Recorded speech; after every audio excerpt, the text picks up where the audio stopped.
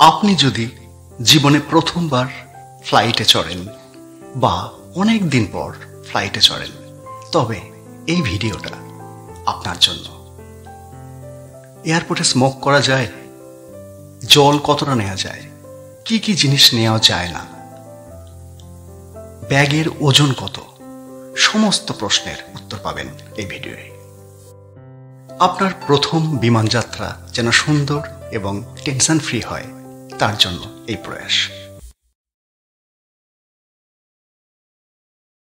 Step 1-এ airport পৌঁছানোর আগে অবশ্যই জানতে হবে লাগেজের কথা। আপনার টিকিটে লেখা থাকবে কত কেজি পর্যন্ত আপনি লাগেজ বহন করতে পারবেন। সাধারণভাবে ইকোনমি ক্লাসের জন্য বড় ব্যাগে, চেক ইন ব্যাগে 15 কেজি এবং কেবিন ব্যাগ বা ছোট ব্যাগে 7 কেজি পর্যন্ত বহন করা যায় জিনিসপত্র।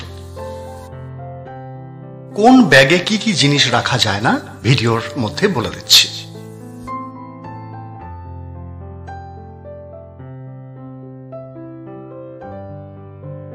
স্টেপ 2-এ বলতে চাই, অন্তত 3 ঘন্টা আগে ডোমেস্টিক ফ্লাইট ধরার আগে এবং ইন্টারন্যাশনাল ফ্লাইট ধরার আগে অন্তত 5 ঘন্টা আগে এয়ারপোর্টে পৌঁছে তীর চিহ্ন দিয়ে একটু আগে যেটা দেখালাম, বিনা পয়সার ট্রলি পাওয়া যায়। সেই ট্রলি নিয়ে তাতে লাগেজগুলো বসিয়ে আপনি যে কোনো একটা গেট দিয়ে এয়ারপোর্টে প্রবেশ করতে পারেন। এন্ট্রি গেটে আপনার সচিত্র পরিচয়পত্রের একটা এবং বিমানের টিকিট দেখালেই চলবে। এরপর জিজ্ঞাসা করে এগিয়ে যান আপনার ফ্লাইট প্রোভাইডারের কাউন্টারে।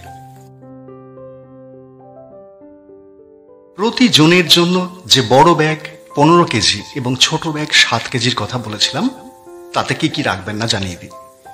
বড় ব্যাগে কোনো ইলেকট্রনিক্স দ্রব্য রাখবেন না, ব্যাটারি জাতীয় কিছু রাখবেন না। এগুলো কেবিন ব্যাগ বা ছোট ব্যাগে রাখুন। আর অ্যালকোহল জাতীয় কোনো জিনিস বা ধারালো, ছুঁচলো এই ধরনের কোনো জিনিস কেবিন ব্যাগ বা ছোট ব্যাগে রাখবেন না, বড় ব্যাগে রাখুন। এইবার আপনার সার্ভিস প্রোভাইডারের কাউন্টারে চলে এসেছেন। এইখানে আপনার ব্যাগ ওজন হবে। এই ওজনে দেয়া হচ্ছে ব্যাগ। যদি ব্যাগে বেশি থাকে তাহলে কিন্তু দুটো জিনিস, একটা ফাইন দিতে হবে অথবা জিনিসপত্র এখানে ফেলে যেতে হবে। সুতরাং ব্যাগ গুছানোর ক্ষেত্রে সাবধানতা অবলম্বন করবেন। এইবার এখানে ওজন ঠিকঠাক থাকলে এবং কোনো অফেন্সিভ জিনিসপত্র না থাকলে আপনার কোনো চিন্তা নেই। এখান থেকে আপনাকে বোর্ডিং পাস, ওই নীল রঙের বোর্ডিং পাস দেওয়া হবে সচিত্র পরিচয়পত্র মিলিয়ে। সুতরাং এই বোর্ডিং পাস এবার আপনাকে এয়ারপোর্টে খুব সযত্নে রেখে এগিয়ে যেতে হবে স্টেপ অন্যের দিকে।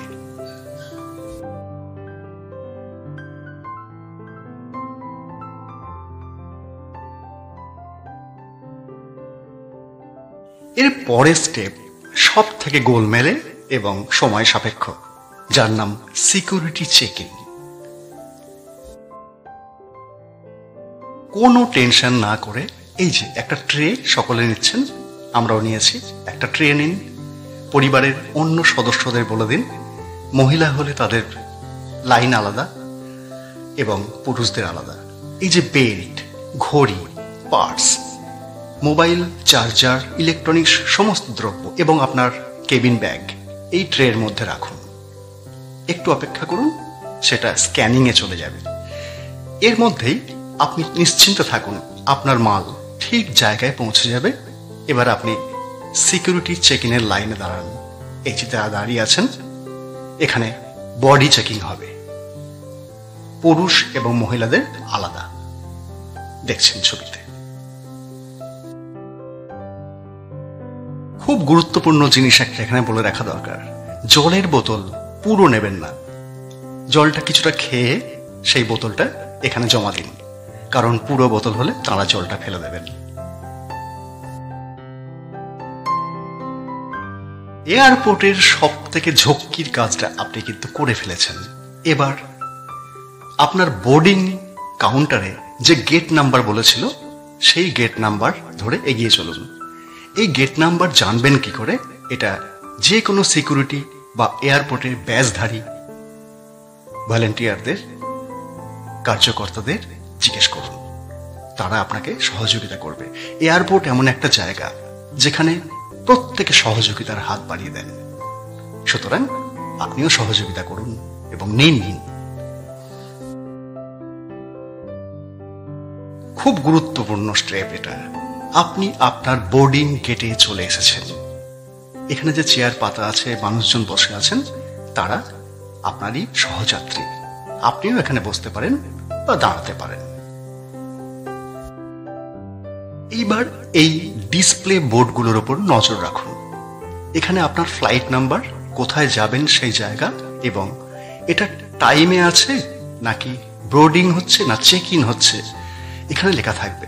এই বিষয়গুলো একটু জটিল, এত ঝামেলায় না গিয়ে আপনি চুপ করে এখানে বসে থাকুন।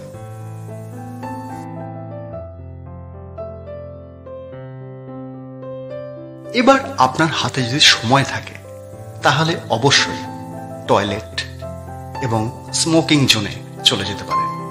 এগুলো ডিসপ্লে বোর্ডে সব জায়গায় লেখা থাকে, এছাড়াও আপনি জিজ্ঞাসা করে নিতে পারেন। এয়ারপোর্টে ঢোকার সময় লাইটার, দেশলাই কিন্তু রাখতে পারবেন না।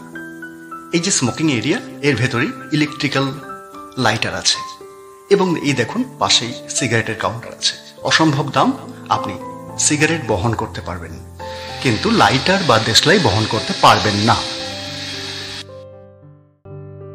এবার আপনার যথা সময়ে বোর্ডিং গেট খুলে যাবে। আপনি বোর্ডিং পাস দেখাবেন, তারা আপনাকে গেট খুলে দেবে। এবার বাসে করে নিয়ে যাবে আপনাকে আপনার ফ্লাইটের কাছে।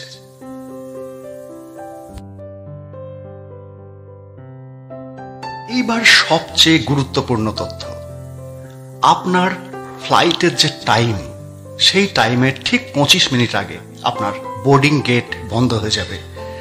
আপনি আর কিছুতেই সেটা খোলাতে পারবেন না। প্লেন কিন্তু 25 মিনিট পর ছাড়বে, সুতরাং খুব সাবধান এই জায়গাটায়।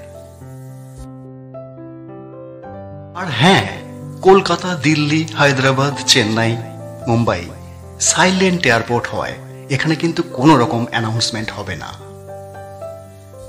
সুতরাং বোর্ডিং গেট ছেড়ে কোথাও যাবেন না।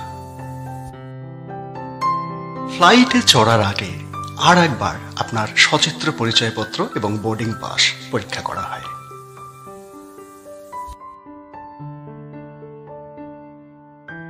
ব্যাস, আর কি?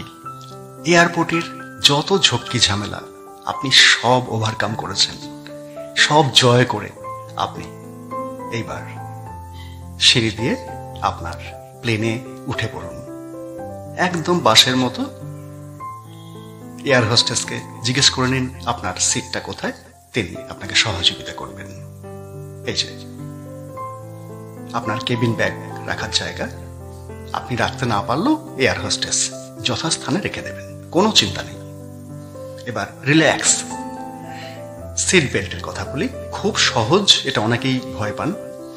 দেখুন, সিট বেল্টের ওই যে মুখটা রয়েছে, আর এই মুখটা সিম্পলি ঢুকিয়ে দিন, ব্যাস, টাইট। আর ছোট্ট ফিতেটা টানুন, টাইট হয়ে যাবে। আর বুড়ো আঙুলটা যেখানে দিয়েছি, বুড়ো আঙুলটা দিয়ে চাপ দিলেই এটা আবার খুলে যাবে। এরপরেও যদি না পারেন এয়ার হোস্টেসকে জিজ্ঞেস করে নেবেন। এবার আপনার প্লেন টেক অফ হচ্ছে, অর্থাৎ ফ্লাই করছে। এই সময় সিট বেল্ট অবশ্যই বেঁধে রাখবেন। খানিকক্ষণ পর দেখবেন আপনি উপরে উঠছেন আস্তে আস্তে, চমৎকার দৃশ্য। এরপর অনেকটা ওঠার পর যখন দেখবেন এয়ার হোস্টেসরা চা, খাবার দাবার নিয়ে টেবিল নিয়ে ঢুকছেন, ট্রে নিয়ে, তখন আপনি চা খান, রিল্যাক্স করুন।